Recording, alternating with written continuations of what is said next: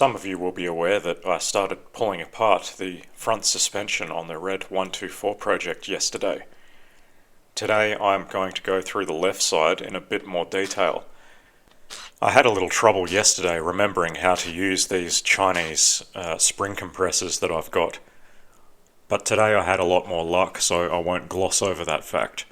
First thing I did, obviously the car is already on jack stands, was to take the left wheel off to get access to the left-hand suspension, and then of course turn the steering to the right-hand side so I've got access to the bolts on the rear side of the caliper. The bottom one I could access with my rattle gun very easily, but the top one required additional disassembly to access it. Obviously if you're using hand tools you could probably get it out a little bit easier, but I have no discernible upper body strength anymore, so I have to use my rattle gun for everything now.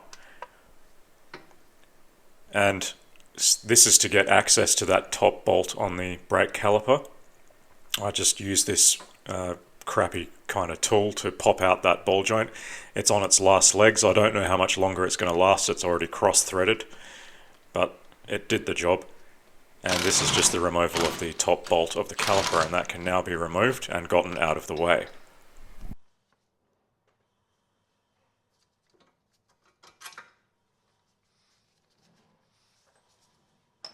Now, obviously you should never hang the brake caliper by its hose or the electrical cable. All of these hoses are getting replaced because they're over 30 years old and pretty crappy. I have new ones ready to go on, so don't pay too much attention to any abuse you see to those hoses, but I am installing new ones after I rebuild these calipers anyway. I just hung it up out of the way to get access to the rest of what I needed to do.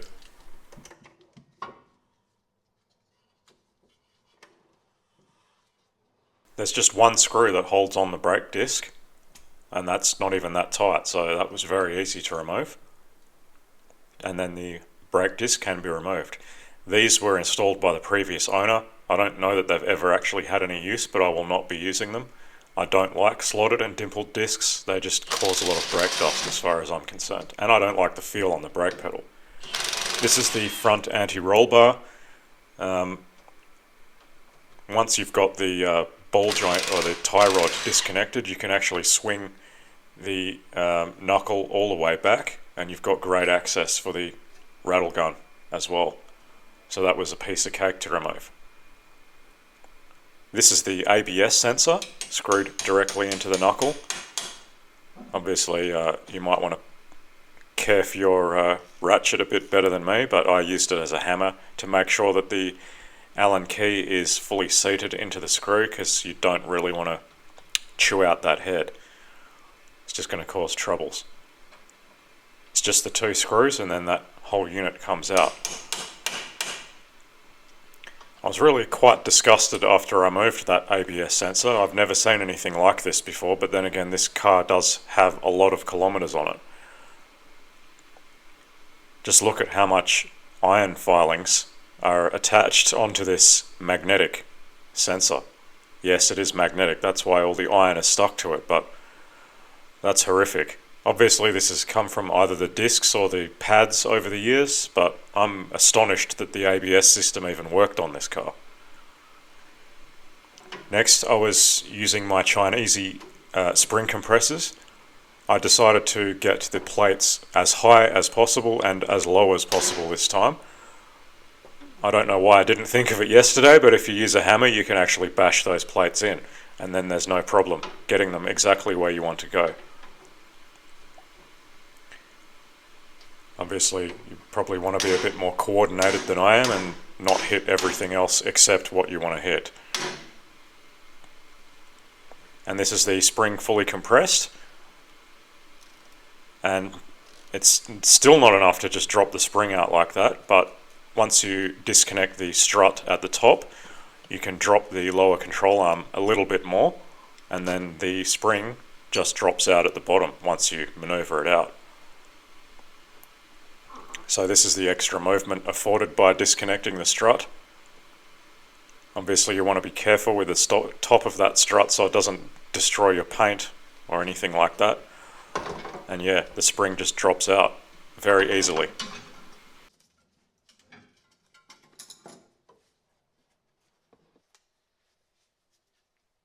And then I was just onto removing the strut itself. There's 3 bolts for that. The one at the top has a nut as well as the bolt, and the bottom 2 just screwed directly into the knuckle itself.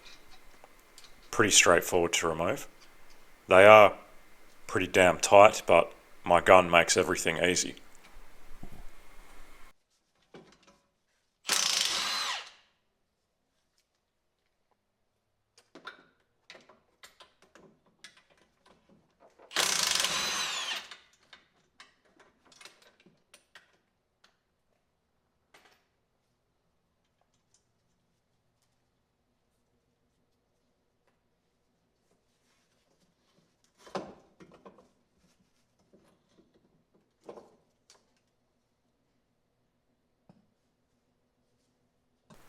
There's one of these stoppers on each steering knuckle for limiting the maximum allowed movement of the knuckle itself while steering.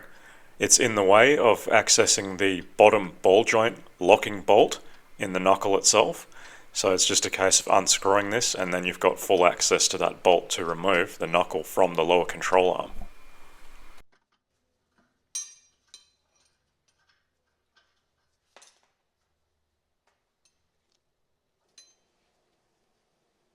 This is the locking bolt, the final bolt that has to be removed to remove the knuckle from the lower control arm. Granted, you should probably be removing the brake shield at this point in time as well, but I never have, and I can get the knuckle off the lower control arm without removing it. So this is my way, it's not necessarily correct. Now, I'm not sure what the deal is with this glue in that joint. Does this mean that this is factory original? Was this done at the factory? I don't see why anyone would actually put this glue here. Maybe for countries with salted roads and things like that, it might prevent a bit of rust accumulating in there. It's not really an issue in Australia, so I'm not going to be replacing that. Once that's loosened, it's just a case of maneuvering however the hell you can that knuckle off the lower control arm.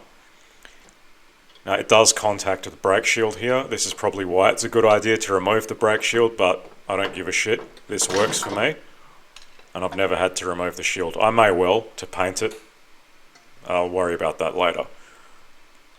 I think these control arms are original.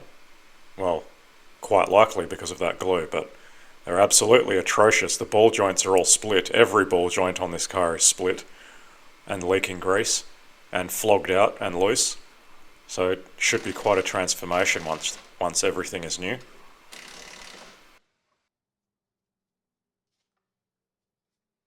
And the last piece of today's puzzle is to remove the lower control arm.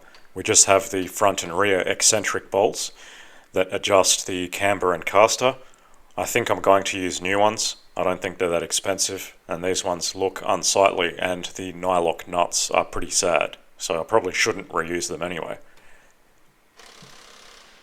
Now there's not a lot of straight ahead access to these. I did use a universal joint with a rattle gun. It's probably not a good idea. Probably just destroyed my universal joint, and the front one just wouldn't budge at all with that joint on it, so I had to do it by hand.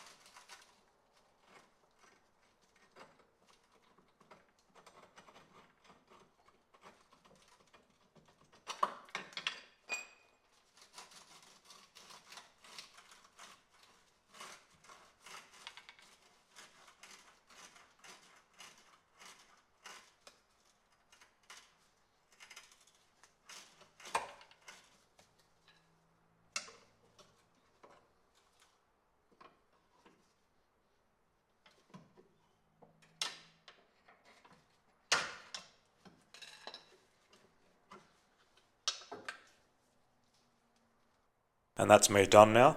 This is a reasonable effort on both sides for one weekend. Didn't even spend the whole day doing this, it was only a couple of hours. Having the impact wrench saves a lot of time with this. It's just an absolute lifesaver.